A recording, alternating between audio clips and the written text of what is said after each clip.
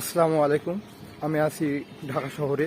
BGB চাকরিচ্যুত সদস্যরা তাদের ন্যায্য অধিকার আদায়ের জন্য এই আন্দোলনের ডাক দিয়েছেন এবং যতক্ষণ না ন্যায্য অধিকার দাবি পূরণ না হবে ততক্ষণ পর্যন্ত আমাদের এই কর্মসূচি থাকবে। তো আপনাদেরকে দেখাবো যে আমাদের বিজিবি চাকরিচ্যুত সদস্যদের এবং আমাদের যে ন্যায্য অধিকার আদায়ের আন্দোলন সেটা আপনাদের সাথে শেয়ার করব। আমি যেখানে আছি এটা আজিমপুরে, এখান থেকে কিছুক্ষণ হেঁটে গেলে আমি 4 নম্বর পিলখানা 4 নম্বর গেট অর্থাৎ জিগাতলা গেট চলে যাব। তো এইটা হচ্ছে আজিমপুর গোরস্থান, এর পাশে আছে পিলখানা 3 নম্বর গেট।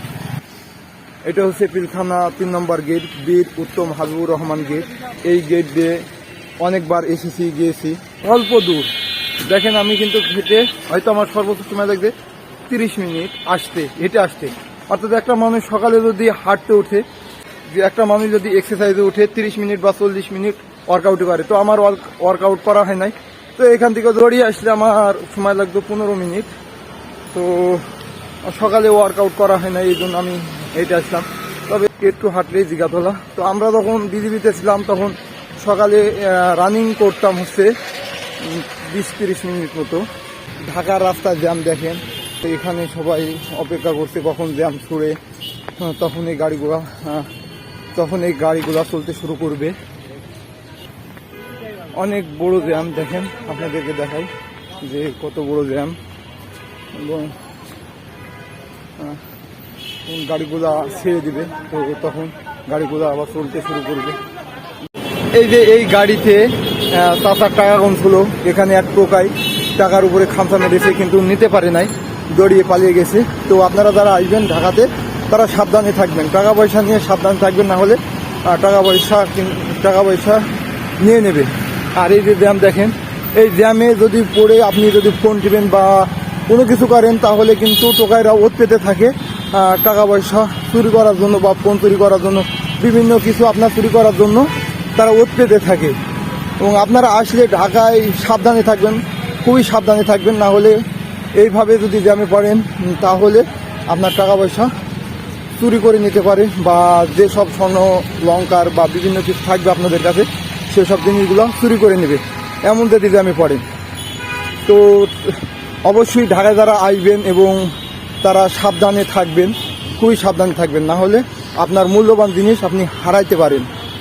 আপনাদের সাথে গল্প করতে করতে জিগাতলায় চলে আসলাম। আমি কিন্তু অনলি 20 মিনিট হেঁটে আমি আসছি এবং আমার যে 20 মিনিট হাঁটা আমাদের সকালে এক্সারসাইজ ছিল, সেই এক্সারসাইজ শিডিউল পূরণ হয়নি, হেঁটে আসলাম, এক্সারসাইজটা হয়ে গেল কোনো রকম। তো আরেকটা কথা আপনাদের বলে রাখি, মাথা খাটিয়ে যদি আপনি চলেন তাহলে অনেক টাকা আপনি বাঁচাইতে পারেন মাথা খাটিয়ে চললে। এই যে 20 মিনিট রাস্তার জন্য আমাকে কিন্তু গুনতে হতো 50 টাকা বা 60 টাকা, সেটা না গুনে আমি কিন্তু চলে আসলাম হেঁটে অনলি 20 মিনিটের রাস্তা, আমি 20 মিনিটের রাস্তা হেঁটে চলে আসলাম। তবে আমি যেখানে আসবো আমার সাথী ভাইরা দাঁড়িয়ে আছে, তো আমার সাথী ভাইদের আপনাদেরকে দেখাবো।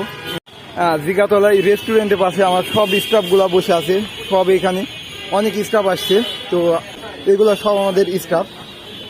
তো আমরা যে আজকে আন্দোলন কর্মসূচিতে আসছি আমাদের ন্যায্য অধিকার দাবিতে, সবাই বসে আছে, আমার স্টাফগুলো সবাই বসে আছে। আমরা সবাই একত্রিত হয়েছি আমাদের ন্যায্য অধিকার দাবির জন্য, যে আমরা চাকরিচ্যুত বিজিবি সদস্য আছি। তো বিজিবি চাকরিচ্যুত সদস্যরা সবাই একত্রিত হয়েছি, আমাদের যেটা প্রাপ্য সেটা যেন আমাদেরকে দেয়। আপনারা দেখছেন যে আমাদের বিজিবি চাকরিচ্যুত সদস্যদের সবাইকে ব্রিফিং দিছে এবং সবাই আমরা আসছি এখানে আন্দোলনে। তো আমাদের ন্যায্য অধিকার আদায়ের জন্য এখানে আমরা সবাই একত্রিত হয়েছি। আমাদের জনপ্রিয় কন্টেন্ট ক্রিয়েটার আদম হাসান ভাই আমাদের মাঝে চলে আসছে। আপনারা জানেন যে ভাই চাকরি চলে গেছে, আমাদের সবার চাকরি চলে গেছে। তো ভাইকে পেয়ে সবাই আনন্দিত, আমাদের সবাই কর্মসূচি যাওয়ার জন্য রেডি হয়েছে। তো এই যে সবাইকে গেঞ্জি, তারপরে বাংলাদেশের পতাকা, এই যে ব্যানার সব দিয়ে দিচ্ছে।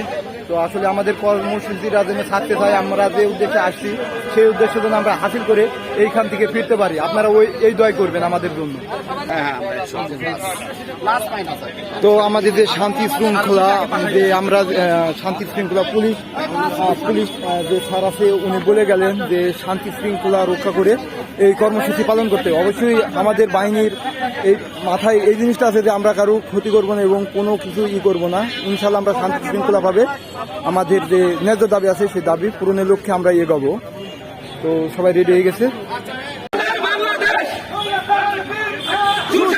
বাংলাদেশ সৈনিক সৈনিক সৈনিক সৈনিক মানি না মানবো না, মানি না মানবো না, মানতে হবে মানতে হবে, মানতে হবে মানতে হবে, মানি না মানবো না।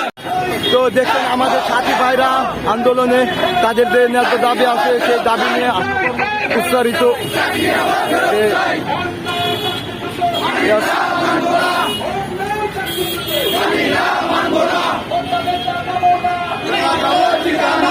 আমাদের যে স্লোগান আছে সেই স্লোগানের মুখে উচ্চারিত করছে আমাদের সৈনিক ভাই।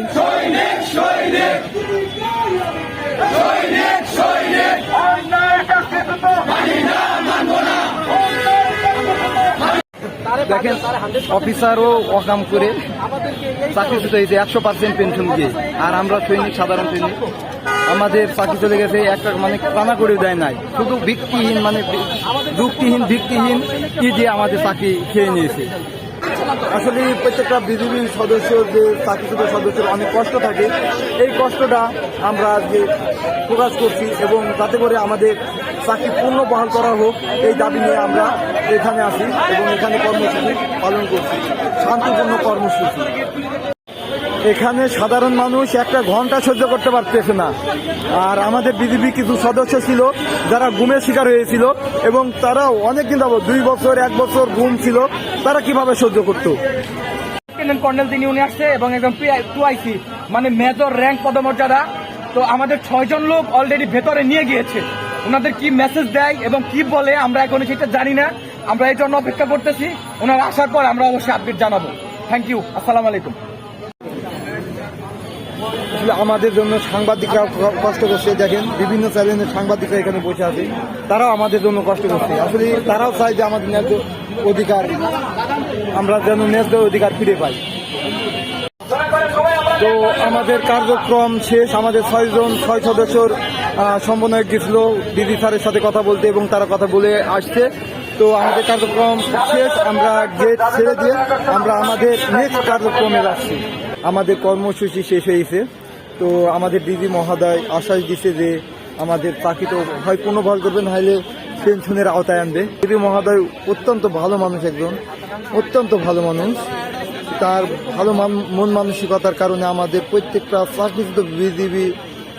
চাকরিচ্যুত বিজিবি সদস্যরা সবাই উচ্ছ্বাসিত এবং সবাই আনন্দ প্রকাশ করছে যে স্যার অত্যন্ত ভালো একজন মানুষ।